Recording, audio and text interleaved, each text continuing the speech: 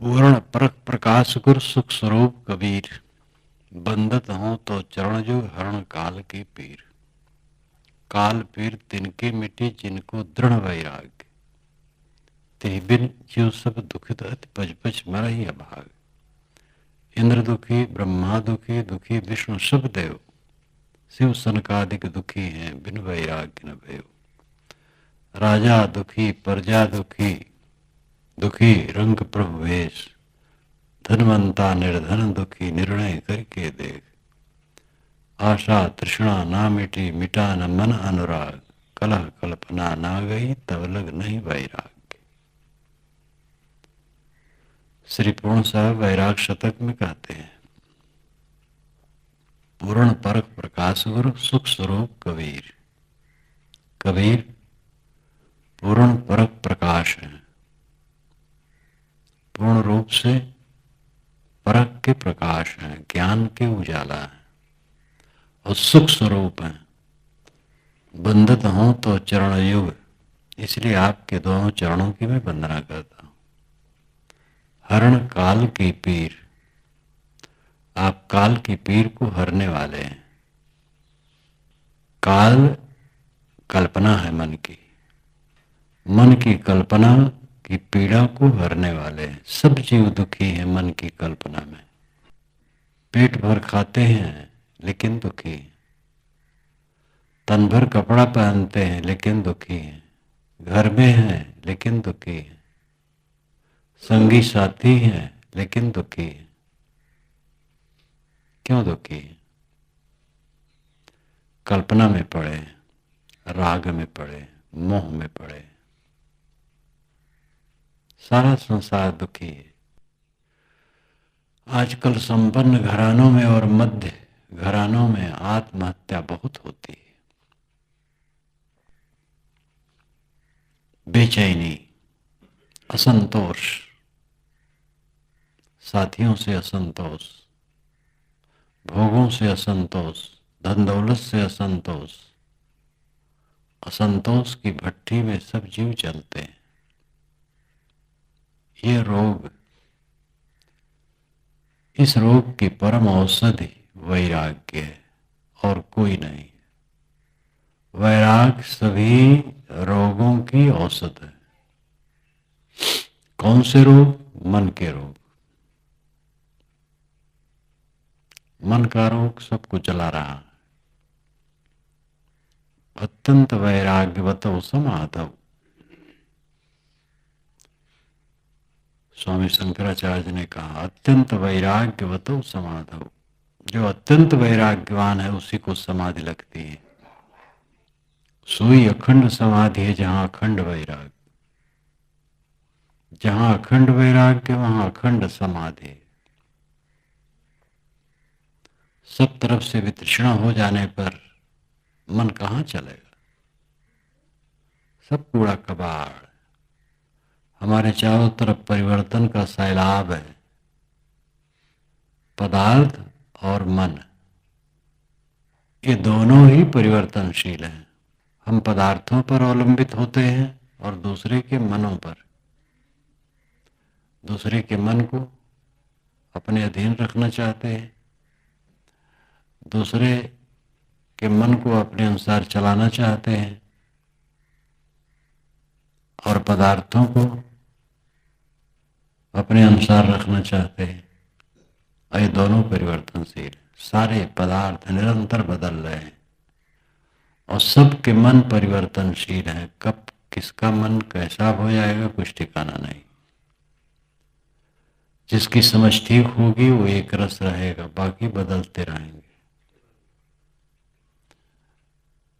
जब जिस पर हम अवलंबित होते हैं वो यही तो है, पदार्थ, लोगों के मन और पदार्थ। लोगों के शरीर हैं वो भी पदार्थ हैं। प्रिय के शरीर के परिवर्तन को कौन रोक सकता है? प्रियतमा स्त्री है, चुस्त दुरुस्त, सुगठित, सुव्यवस्थित, सौंदर्यपूर्ण, लालित्यपूर्ण, लेकिन थोड़े दिन में ढील ढाल हो जाती है। इसको वो कैसे रोक सकता है? अपने शरीर के परिवर्तन को नहीं रोक सकता है, पत्नी के शरीर को के परिवर्तन को नहीं रोक सकता है, बाल बच्चों के शरीर के परिवर्तन को नहीं रोक सकता है। शरीर के परिवर्तन को कोई नहीं रोक सकता है, पदार्थों के परिवर्तन को कोई नहीं रोक सकता है। निर्मित पदार्थ हुए और जीर्ण होना शुरू हुए। नया मकान जब हम कहते हैं तो वो नया नहीं रहता है, बूढ़ा हो जाता है, थोड़े थोड़े अंशों में बूढ़ा होता है। हर पदार्थ निरंतर परिवर्तनशील और मन सबके परिवर्तनशील। मन पर बड़ा गुमान, दूसरे के मनों पर वह हमें बहुत मानते हैं। जहां मन बदला वे देखना भी नहीं चाहेंगे। किस पर इतरा रहे हो? और इन्हीं को लेकर के मन की कल्पना होती है। मन की कल्पना में सब जीव चलते हैं। मन की कल्पना का त्याग करो,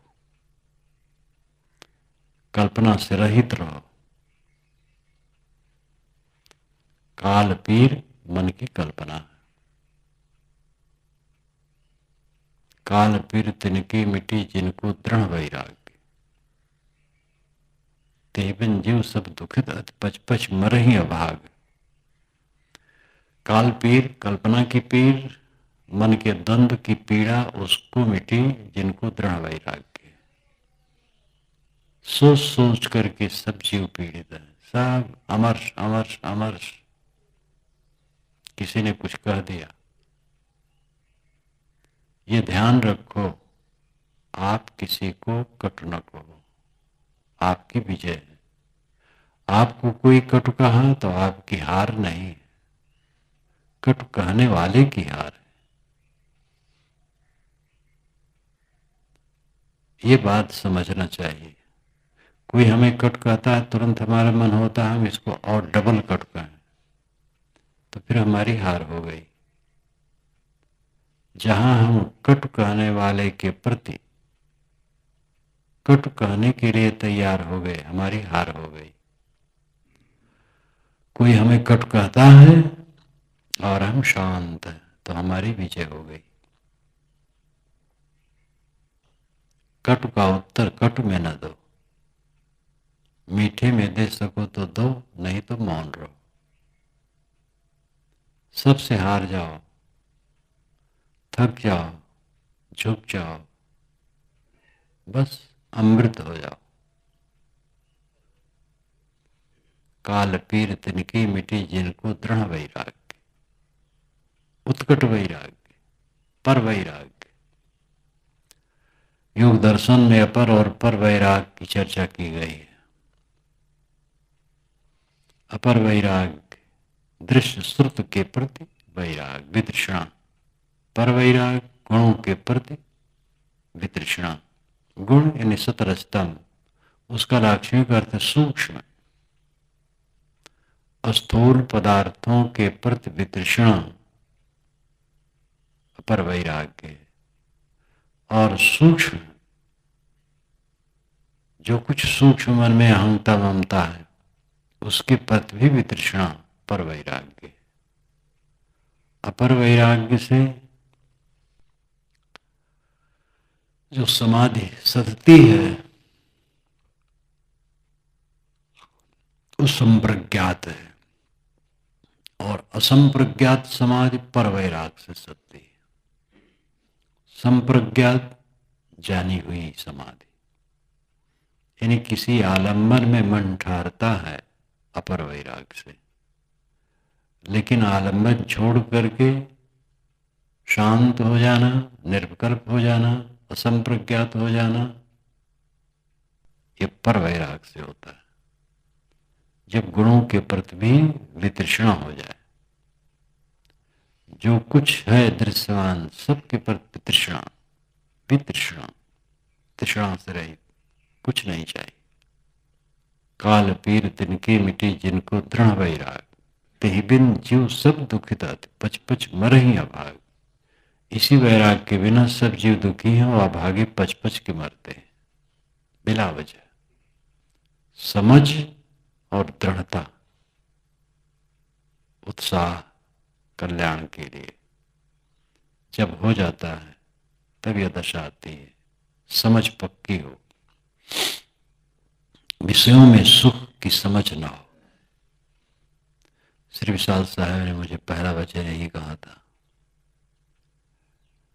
जब उनके दर्शन करने जाते थे तो दर्शन कर लेते थे, वो साहब देख लेते थे, बस कभी कभी बोल देते थे एक शब्द बस। जब वैराग संजीवनी मेरी गई और उसको पढ़वा के सुने, तब जब मैं गया सन 58 के वर्ष में, तब मैंने प्रश्न किया और उत्तर दिए साहब। और फिर दूसरे दिन सुबह आज्ञा साहब और मैं साहब के साथ बाहर गए। वर्षा का टाइम था, उस समय बरस नहीं रहा था। चलते चलते दूर निकल गए। एक नाला था, बड़े बड़े पेड़ थे, बादल थे। एक जगह आसने बिछा दी साहब की, बैठ गए। मैं भी बैठ गया। तो उन्होंने पहली बात ही पूछी, विषय दुख रूप लगते हैं? ये पहला वचन उन्होंने पूछा था। देहाती भाषा में कहा था, विषय दुख रूप लागत है? हाँ साहब। तो इसी से कल्याण है। विषयों में दोष दर्शन हुए बिना कोई उससे उद्धार नहीं पा सकता है। अनादिकाल का भ्रम सुखाभास,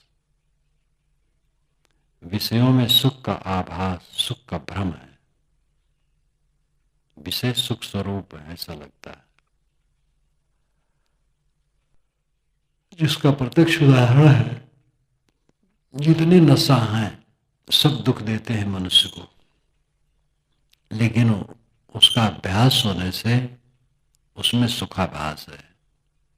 उसको खा करके सुख की कल्पना हुए, ऐसे काम भोग है और ऐसे समस्त विषयों का अनुराग है। 5 विषय हैं, शब्द स्पर्श रूप रसगंध, इसी में सारा संसार है।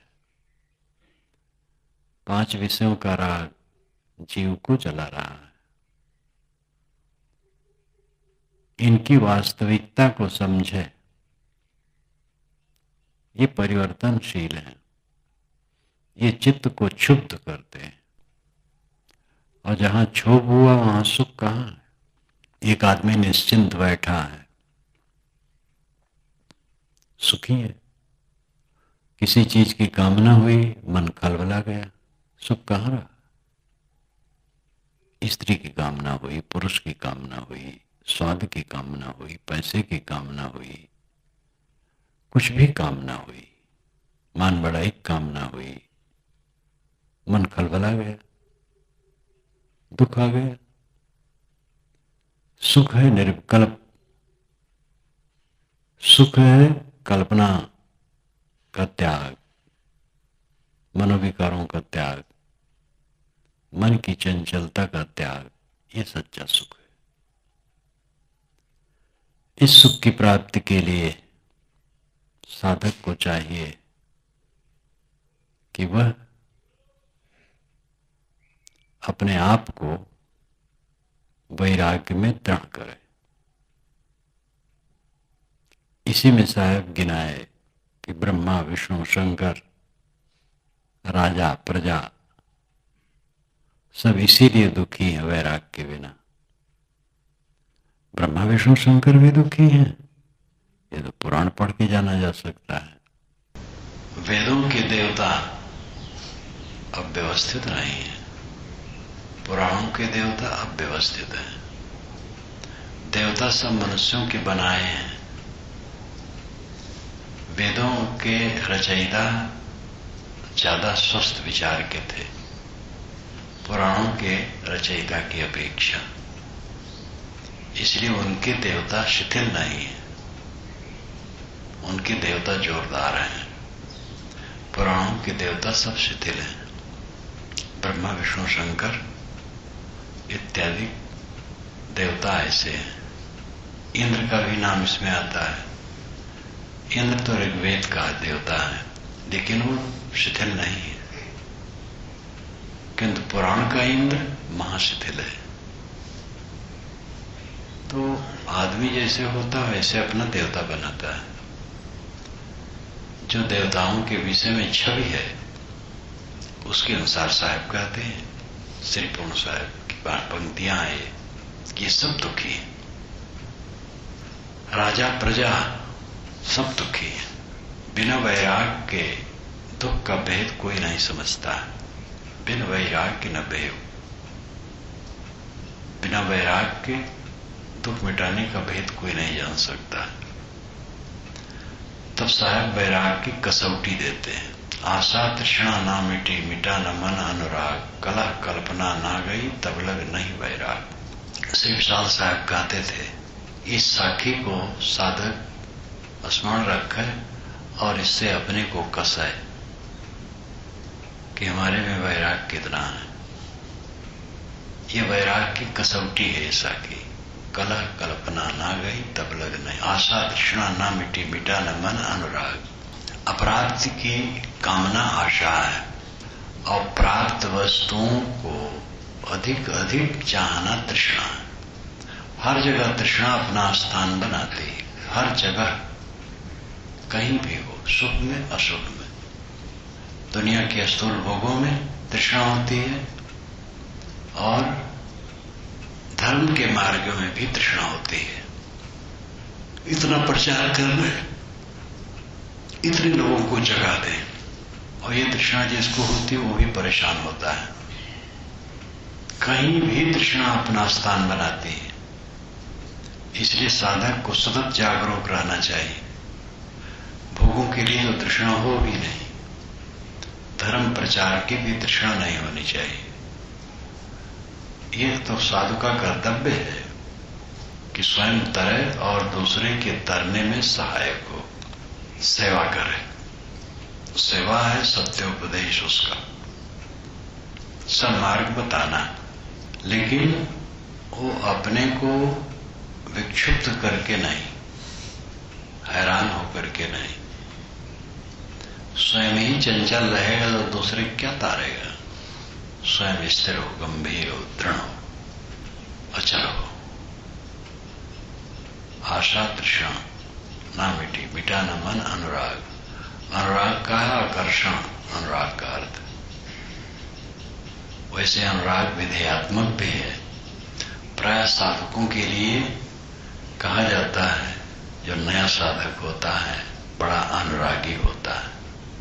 दिन बीते तो ढीला हो जाता है, अनुराग घट जाता है।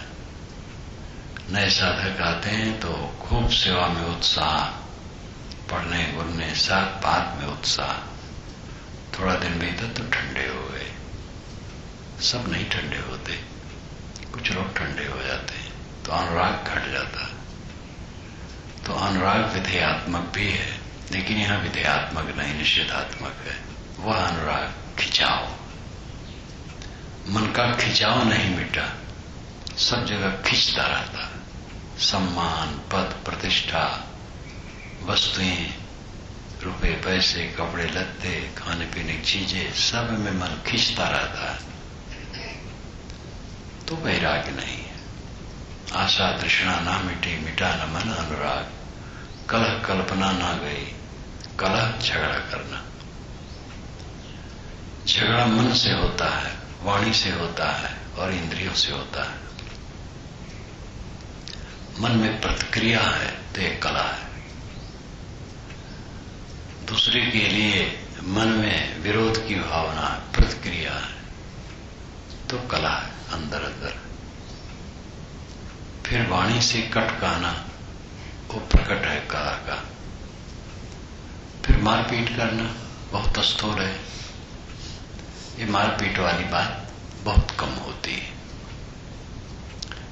ज्यादातर तो मन में कला होता है, वाणी में भी उसकी अपेक्षा कम होती है। मन कलह से भरा है, विकारों से भरा है, हरदम कला कला कला, असंतोष, आसपास के लोगों से प्रतिक्रिया, असंतोष, इस प्रकार कला, मन का उद्वेग ही कला है।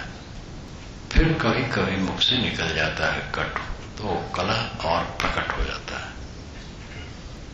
कला नहीं गया और कल्पना नहीं गई। भूत के प्रति, भूत की स्मृति और भविष्य के लिए मन का पुलाव, ये दोनों कल्पना, बीती हुई बातों को लेकर के सोचते रहना, जबकि वो सब मरी है, उसमें कुछ दम नहीं है। और आगे के लिए सोचते रहना। आगे के लिए आदमी जो कुछ सोचता है उसमें बहुत चीजें सब बिल्कुल वाहियात होती हैं और कभी नहीं होती। जो अपने नाम रूप को लेकर के कल्पना होती है वो बिल्कुल बेकार। मन का गर्दा गुब्बार, मन के गर्दे गुब्बार में ही सब जीव ढके रहते, डूबे रहते। कल्पना ना गई तब लग नहीं वैराग, तब तक मानो वैराग नहीं। वैराग सारे बंधनों को काट करके अलग कर देता है। जहां कुछ राग नहीं, कुछ इच्छा नहीं, कुछ तृष्णा नहीं, कौन सा दुख है। आप हमें उठा देना चाहते, उठा दो, सबसे पीछे चले जाएंगे। जहां लोग खड़ा उतारते वहां खड़े हो जाएंगे, वहां बैठ जाएंगे। फिर कौन परेशान कर सकता है। जो अपने को सबसे पीछे और नीचे रखने के लिए चेष्टा रखता है, उसको कोई प्रभावित नहीं कर सकता है, उसको कोई तकलीफ नहीं दे सकता है। इसीलिए वैराग्य दशा मृतक दशा कही जाती है। मर जाना वैराग्य। मृतक चिन्ह सो जानिए गुरु कफनी कौपीन। गुरु ने जो कफनी कौपीन दी है वो मृतक का चिन्ह है। और ये कौपीन तो ऊपर की चीज है। विवेक से वैराग पक्का होता है। मन में वैराग्य है तो मन मरा है, और मन मरा है तो आत्मा अमृत है, और मन जी रहा है तो आत्मा भी मरा। मन जिएगा तो आत्मा मरा, और मन मरा तो आत्मा जीवित हो गया। आत्मा कभी नहीं मरता है। यहां मरने का अर्थ है अचेत हो जाना। मन की कल्पनाएं जितनी ही जागरूक रहेंगी, आत्मा उतना अचेत रहेगा, और मन जितना मरा रहेगा, आत्मा सचेत रहेगा। मन पूरा मर गया, आत्मा पूरा जग गया। पूर्ण जागृति के लिए मन मरना चाहिए, और वैराग से ही मन मरेगा। इसलिए सबको चाहिए, चाहे गृहस्थ हो चाहे विरक्त हो, वैराग्य भाव बढ़ावे। अनाथ काल का अध्यास जीव को विचलित करता है। इसमें सतत सावधान रहे। जितने अध्यास हैं सब अपनी कमजोरी का परिणाम है, और उन्हें हम बिल्कुल मिटा सकते हैं। अंधकार में चित्त रहता है तो लगता है कि मिट नहीं सकता है, क्योंकि आज तक गंदगी में जिए हैं, स्वच्छता में जिए नहीं, उसका अनुभव नहीं, तो गंदगी ही स्वभाव बन गया है और लगता है ये रहेगा ही। लेकिन ऐसी बात नहीं। आपका स्वरूप निर्मल है, शुद्ध बुद्ध है। अगर मल अपना स्वरूप होता तो विरोधी न होता। अपना स्वरूप, अपना अस्तित्व अपने लिए विरोधी नहीं होता। आग को आग जला नहीं देती, दूसरे को जलाती। पानी दूसरे को ठंडा करता है। तो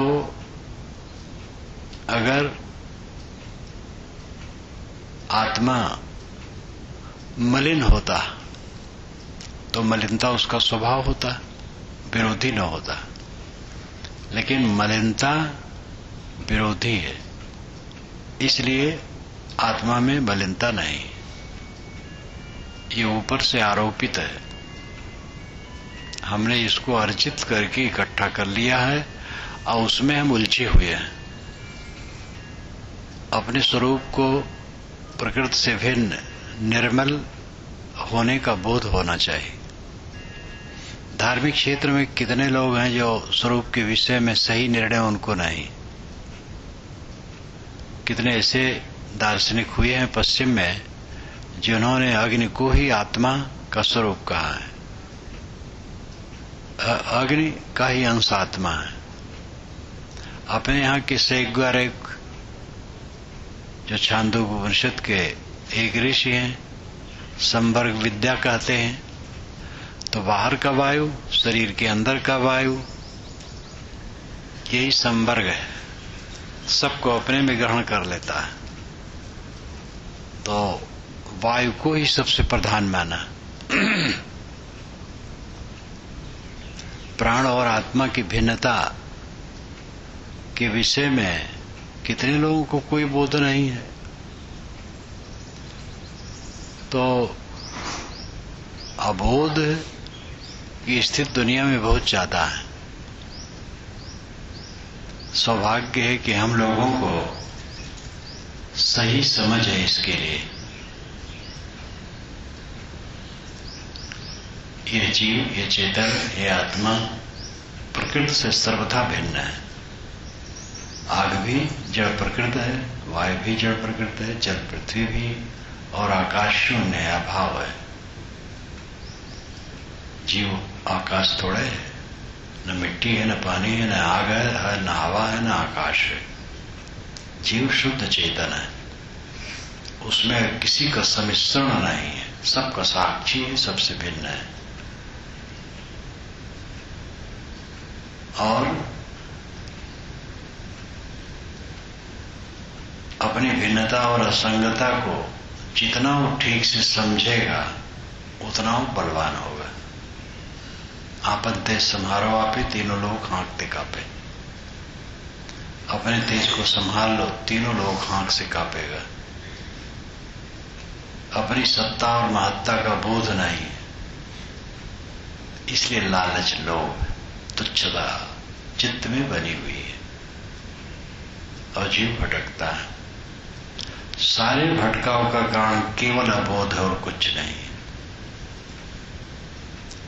पेट भर भोजन मिल जाए और मन शांत रहे, इसके समान कुछ सुख नहीं है। मन के शांति में सुख है, लेकिन शारीरिक ढंग से अगर कोई ठीक ठाक न रहे तो काम नहीं बनेगा। भूख रहे और भूख से पीड़ित रहे हरदम। अमुक काल में भूख है और भोजन नहीं मिला 1-2 दिन तो कोई बात नहीं है, लेकिन अब कभी भी भोजन न मिले तो क्या दशा होगी। इसलिए भोजन की आवश्यकता है। भोजन मिल जाए और मन शांत रहे, तब इससे बड़ी उपलब्धि और क्या होगी। तो भोजन तो सब जीव को मिलते हैं, मन शांत नहीं। भोजन मिलना सरल है, सबको मिलता है। कीड़े मकोड़े, पक्षी, पशु, सभी जानवर भोजन करते हैं। मन शांत नहीं है। अन्य जानवरों का मन तो कोई विशेष अशांत नहीं है, वो तो सहज रहते हैं। अशांत मनुष्य ये ज्यादा जानता है, इसलिए अशांत रहता है। सारा मानसिक रोग मनुष्य के साथ है। कला कल्पना, जागरूक हो, वैराग को बढ़ाएं, अपने चारों तरफ की परिवर्तनशीलता को देखें। सुंदरता की जहां कल्पना हो वहां कल्पना करो उसकी परिवर्तनशीलता की।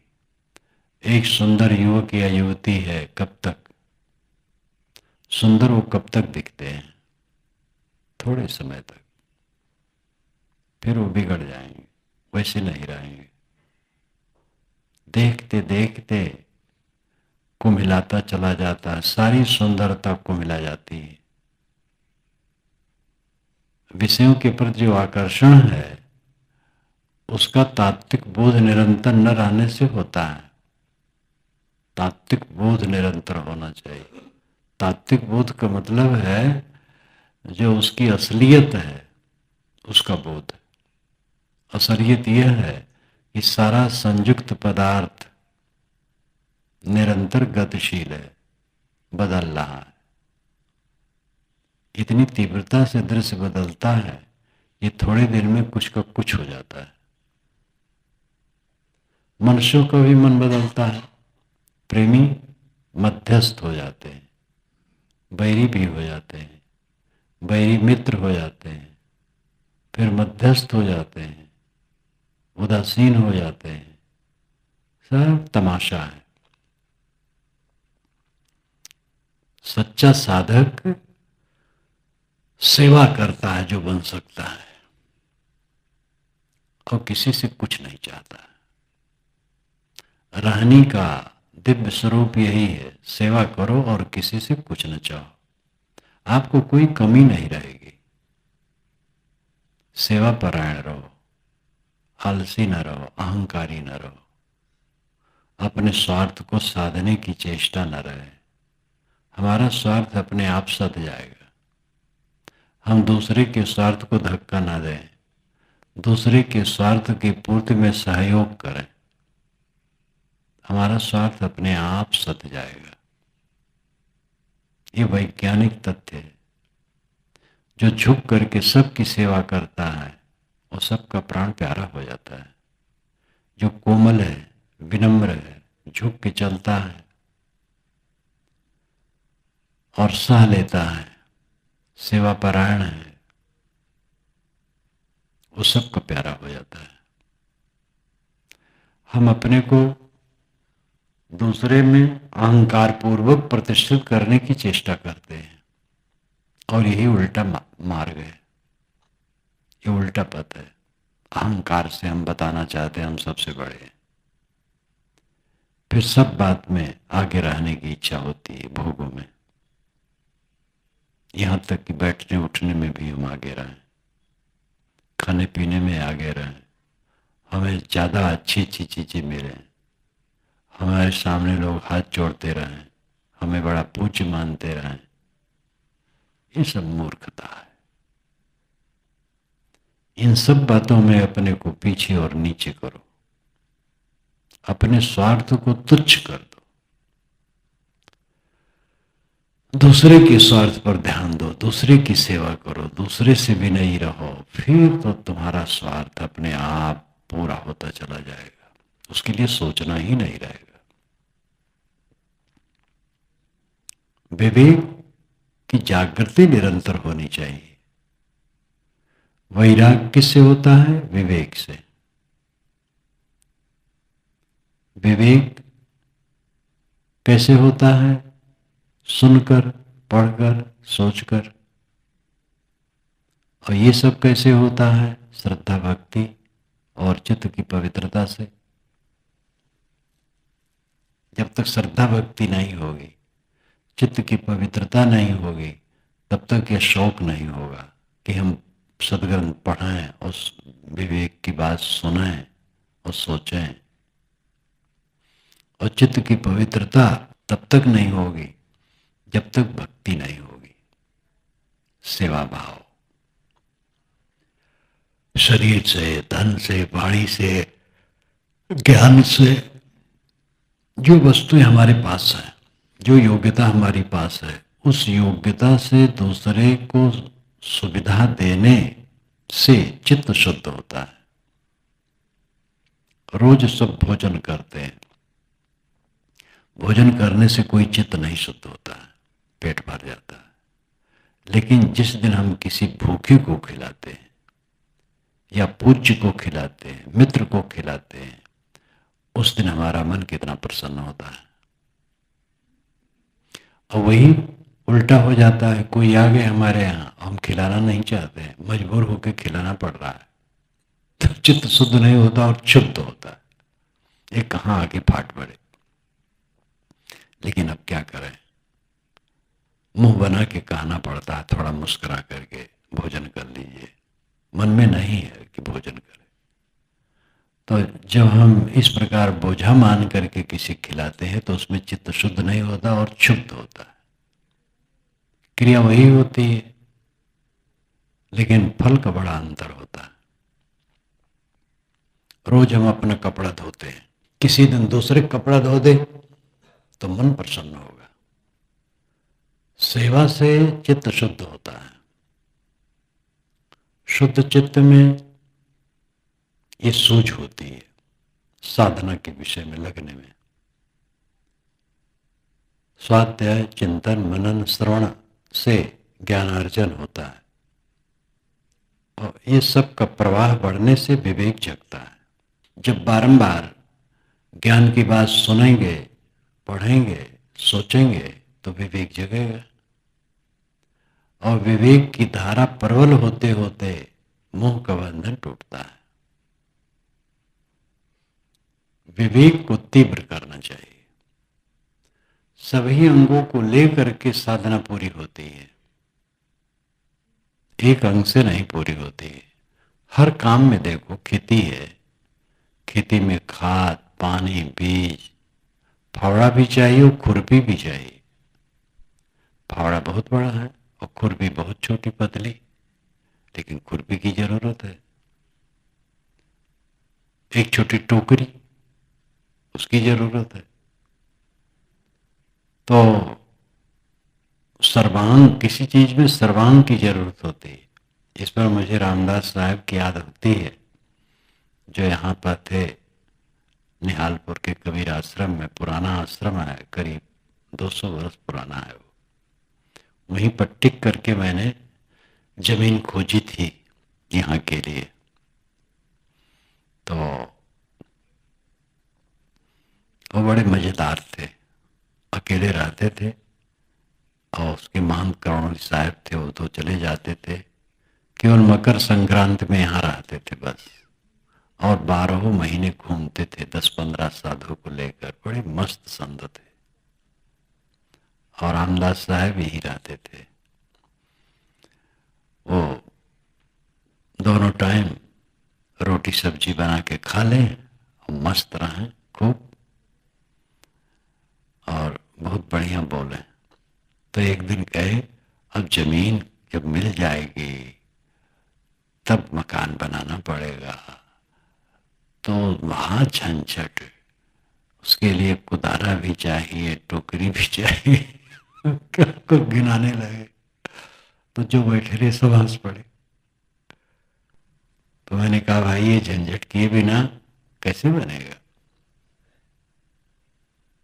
फिर वो जब यहाँ बन गया, आते रहे, यहाँ कभी नगर में भी आते रहे, शरीर अब छोड़ दिए।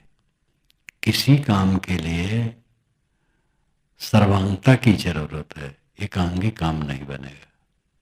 दुकान पर है, जिस किस्म का सौदा हम रखते हैं, पूरा ताना बाना रखने से दुकान की संपन्नता होती है। और उसके साथ और बातें, सफाई, मीठा वचन, टाइम से खोलना, टाइम तक खोले रहना, ग्राहकों से अच्छा बर्ताव करना, ये सब करके तब दुकान चलती है। सर्वत्र सर्वांगीणता की आवश्यकता होती है। कल्याण मार्ग में भी इसी प्रकार सर्वांगीणता की जरूरत है। सेवा, भक्ति, विनम्रता से चित्त शुद्ध होता है। शुद्ध चित्त से किया गया काम सफल होता है। अध्ययन, मनन, चिंतन और विवेक बढ़ता है। विवेक से वैराग बढ़ता है। वैराग शीर्ष स्थानीय साधन है। सबका फल वैराग्य। राग ना होना, विवेक करो। अभी शरीर छूट जाए तो किससे क्या मतलब है, और शरीर छूटना है, धक भी छूट जाता है, देरी नहीं लगती। और सब धीरे धीरे सबका शरीर मौत के निकट जा रहा है, लेकिन आदमी अचेत है। जो कोरी रेजा बुने नियरा आवे छोर, ऐसा लेखा काल का दौर सके तो दौर। जैसे जुलाहा, जुलाहा मुस्लिम बुनकर को कहते और कोरी हिंदू बुनकर को कहते। वैन जीवी, वस्त्र बुनने वाले, कोरी, जुलाहा, रेजा, थान बुनता है। थान लंबे लंबे होते हैं। नियरा आवे छोर, उसका छोर निकट आता चला जाता है। सूत कितना पतला होता है, दाएं से बाएं, बाएं से दाएं, ये भरनी का सूत होता है। और एक एक सूत भरनी का पढ़ते पढ़ते 30, 35, 40 मीटर लंबा थान बुन जाता है। ऐसा लेखा काल का लेखा ऐसे है। एक एक सेकंड बीतते बीतते, पल पल बीतते बीतते मौत बिल्कुल पास में आ जाती है। दौड़ सके तो दौड़, अगर दौड़ सकता है तो दौड़। दौड़ सकने का मतलब है साधना में खूब प्रवीण, चुस्त दुरुस्त हो जाओ। ढील ढाल न रहो। ढील ढाल रहोगे तो कल्याण नहीं होगा। अपने को मजबूत करो, दृढ़ वैराग्यवान बनो। जिस समय मन में कमजोरी होती है, साधक सोच ले कि ये हमारी दुर्बलता है, वैराग की कमी है। ऐसा नहीं है कि मन में ऐसा होगा ही, काम वासना का चिंतन होगा ही, क्रोध का चिंतन होगा ही। जब लोग मुझे उल्टा पलटा कहते हैं तो क्या करूं, दुख होगा ही। ये सब अविवेक है। लोग खूब उल्टा पलटा कहें, गाली दे खूब, कोई हमें दुख नहीं। सारा संसार हमारा विरोध कर दे, कोई हमें दुख नहीं, चाहे जैसी स्थिति हो। इतना अपने को अंदर से मजबूत कर लो कि बाहर का पाथर पानी उस पर कुछ असर न करे, तब बेड़ा पार होगा। नहीं तो भाव सागर में छेद भरी नौका को लेके हम खे रहे हैं। इसमें हजारों छिद्र हैं। जो हमारी नाव है, हजारों छिद्र हैं, और इसमें डूबने में देरी नहीं है फिर। इसलिए एकदम जागरूक रहो, दृढ़ सावधान रहो। अपने मन के विकारों को दूर करने के लिए निरंतर बलवान रहो। ये समझ लो, मुझे तकलीफ देने वाला मेरे अलावा दुनिया में कोई नहीं है। मैं ही अपने को तकलीफ देता हूं। अविवेक बस, अहंकार बस। जितना अहंकार पालूंगा उतना दुखी रहूंगा। जितना अहंकार मिट जाएगा, दुख अपने आप मिट जाएगा। हमारा अहंकार हमें जलाता है, रात दिन अहंकार अहंकार अहंकार। अपने अहंकार को मांझो, रगड़ो, अहंता ममता को रगड़ो, वैराग प्रखर बनाओ। मन लचीला है विषयों में, वैराग की कमी है। दुख है तो समझ लो वैराग की कमी है। अखंड वैराग में दुख नहीं रहता है। निर्भय सुख वैराग्य में ही है और कहीं नहीं।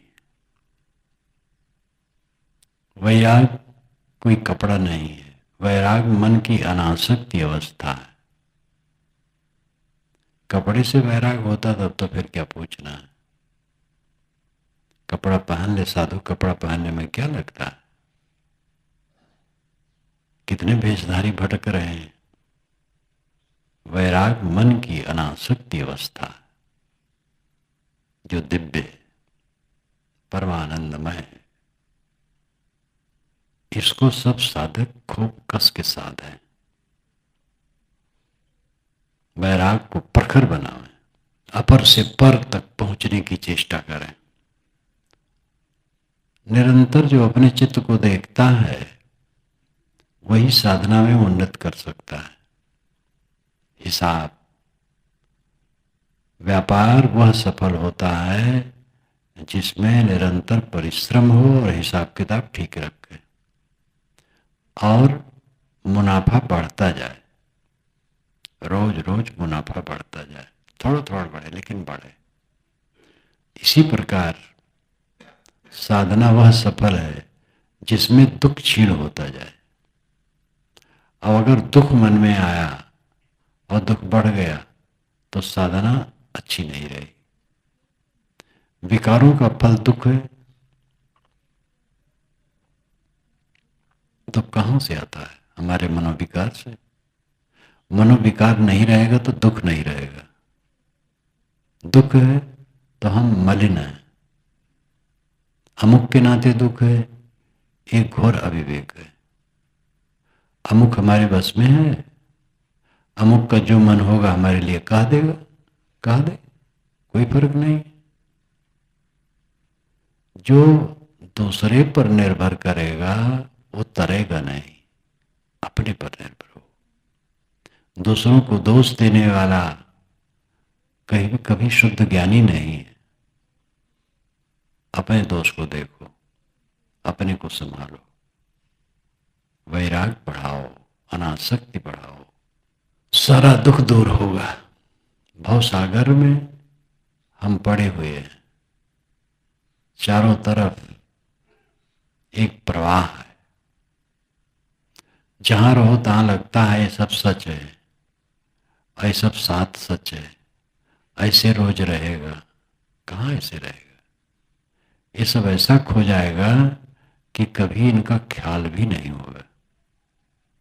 सब का सब भूल जाएगा। ऐसे जीवन में हम बैठे हैं जहां पर एक सेकंड में बत्ती बुझी और दुनिया गायब। और यही रात दिन हो रहा है, फिर भी आदमी जागता नहीं। व्यामोह जो निरंतर इस पर चिंतन करेगा वो जग जाएगा।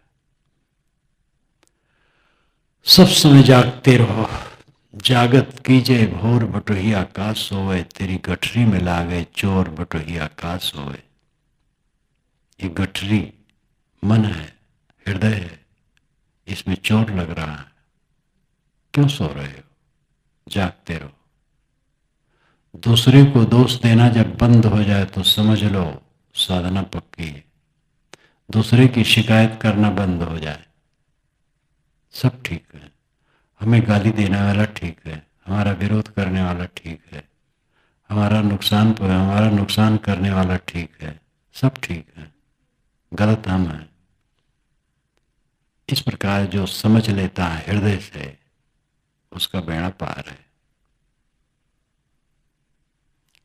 मर जाना ही अमृतत्व है। और मर जाने का मतलब यही है, अहंकार ममकार को मार देना। कोई भी बीज मिट्टी में पड़ता है, मिट्टी में मिल जाता है, तो उसमें ऊष्मा जब आसपास होती है तो अंकुर निकल आता है।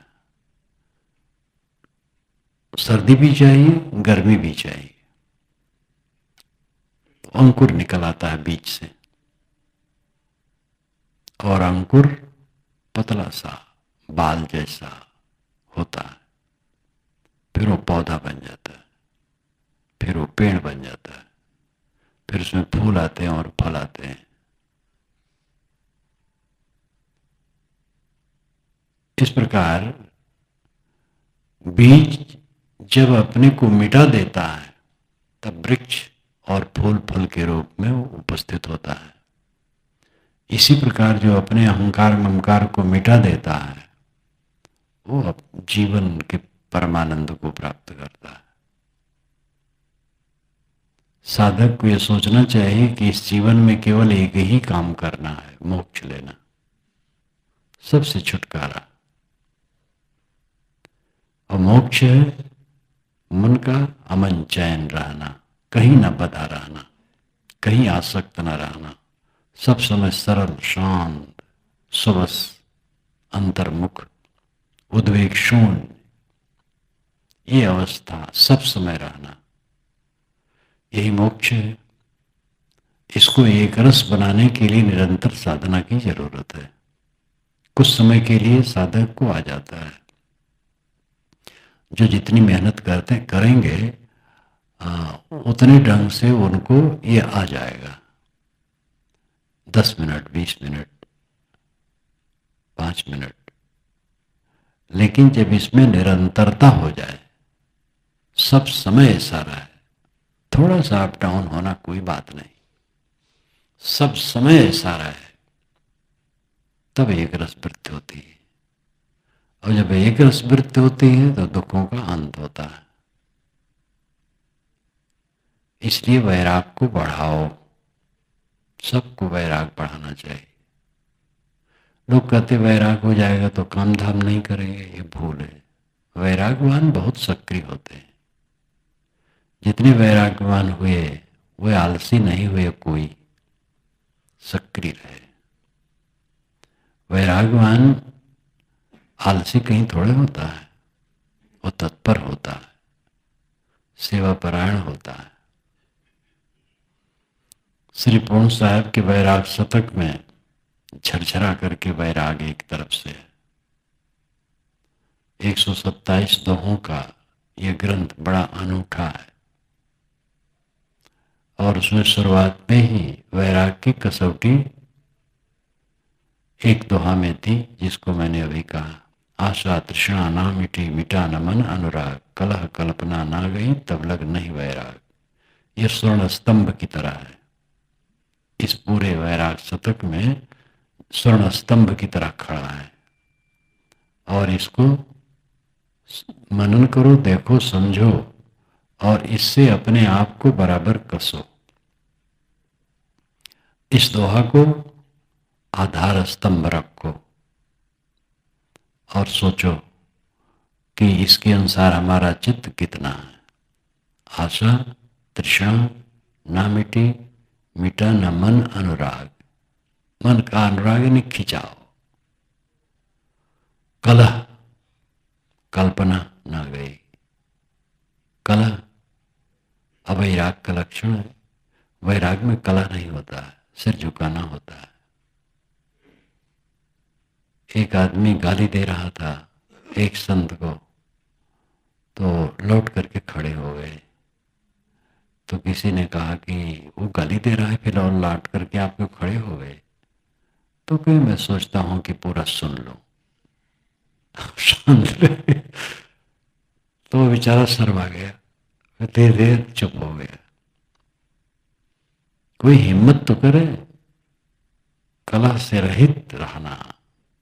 एक ही शब्द काफी है, कला रहित मन हो गया, बस पूरा वैराग है। तब कला रहित मन होता है। जिसके अंदर में कलह कल्पना है, उसके अंदर में वैराग कहाँ है? कलह चित्त का शांत हो जाना मोक्ष है। कलह शब्द विकारों का समुच्चय है। इसलिए सभी साधक भक्ति, सेवा, स्वाध्याय, चिंतन, मनन, ध्यान में लगें और विवेक को प्रखर करें।